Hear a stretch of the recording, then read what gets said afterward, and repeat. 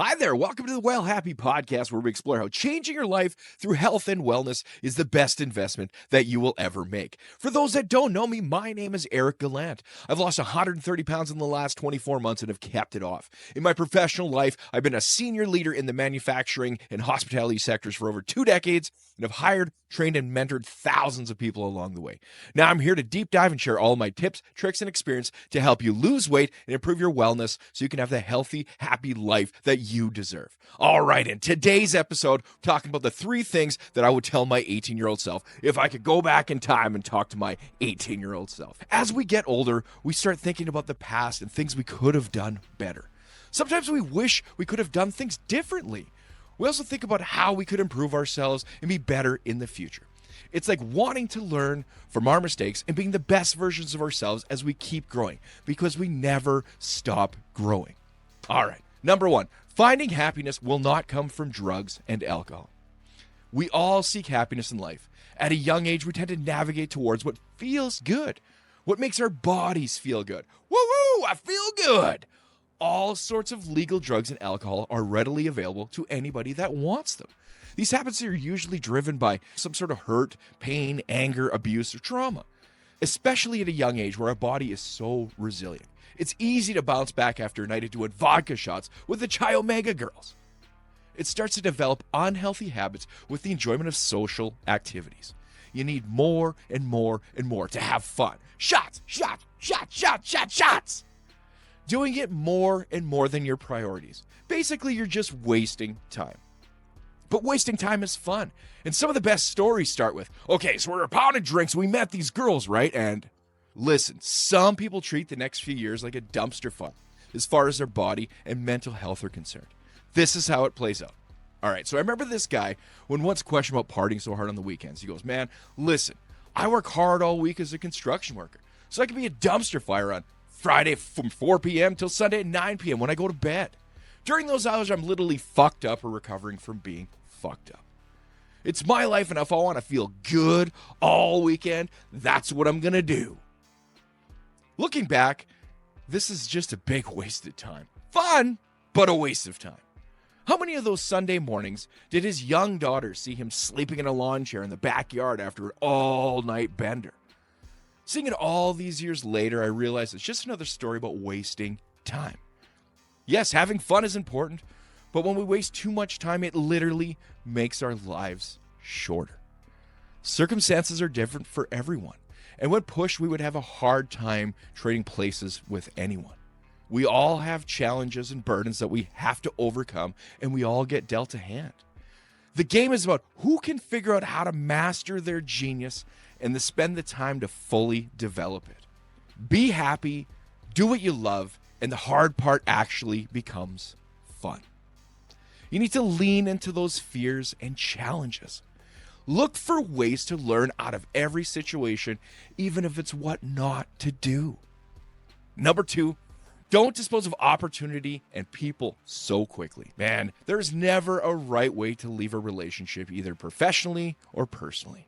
There are multiple outcomes that can always happen, right? We just need to figure out our dream scenario and then the best way to go about it. Course correcting along the way, because you know what? Mistakes happen. You got to accept it and move on. Having burned as many bridges as I have in my career and personal life, I never, ever played the long game.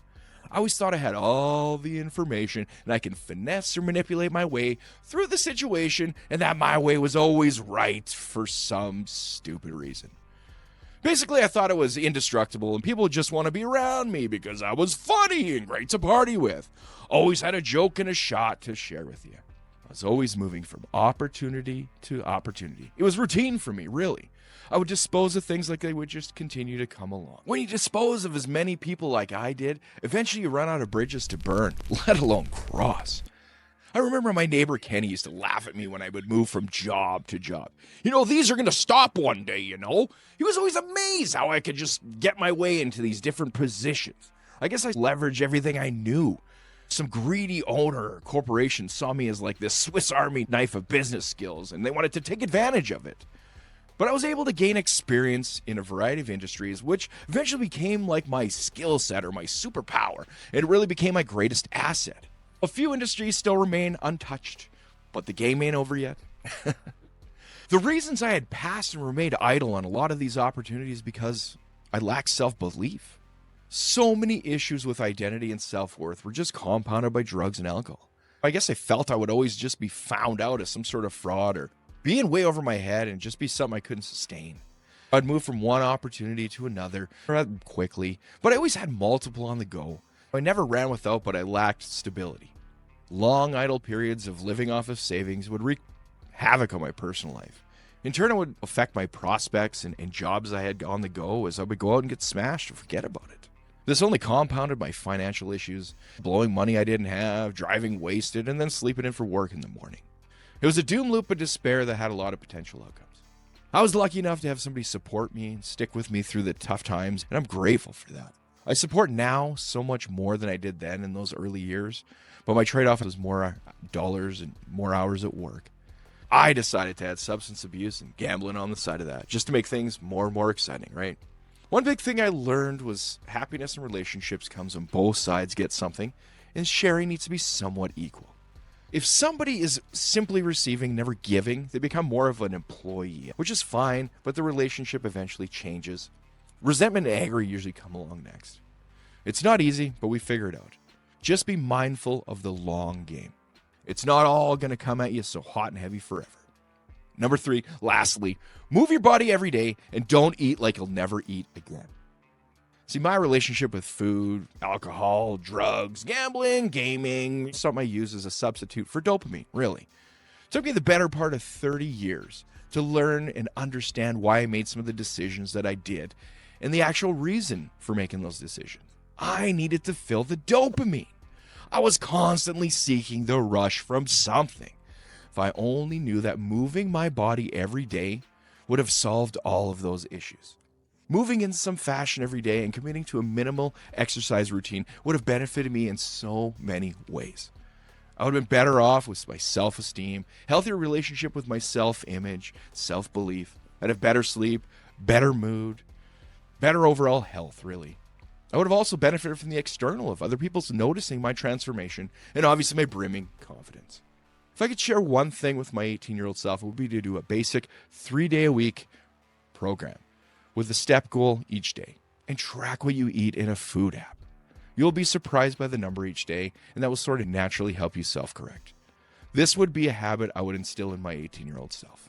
Eating like I would never eat again was another learned behavior I had to correct when I got older. Knowing that if I left something on the plate as a kid, I was taking it from somebody else at the table was a lot. Knowing our food insecurities really hinged on my dad's ability to barter with coworkers and customers for some sort of care package. This thing would hold us over till payday, filling our fridge with eggs and bread and baking and a shitload of candy, chocolate, and cookies. This is a big factor for me growing up, as I knew that when we had it, man, things were good. The last few days before payday were rough. Pancakes for dinner, pasta without sauce, those are normal things for us on a Thursday. But man, hey, we at least had something. I knew kids that came to school with no breakfast or lunch and would live off of what other people would donate to them. Man, those kids struggled later in life, but how could you not, considering how little support they got at such a young age? Unless they have some strong nature or strong will, it's unlikely for them to ever raise out of that level of poverty. Fast tip! Food matters, and the dopamine you get from it reinforces healthy and unhealthy habits. Sugar is not good for you in huge doses. The majority of Americans consume 2 to 3 times the recommended amount of sugar in a day. Limiting is the key. Diet sodas and sugar-free alternatives are great things for you. Fasting for a good portion of the day is also not a bad idea. Just make sure to fill that open window with nutritious whole foods and not greasy brown bags and sodas. Moving with family and friends outdoors is also a great thing because everybody loves to be outside.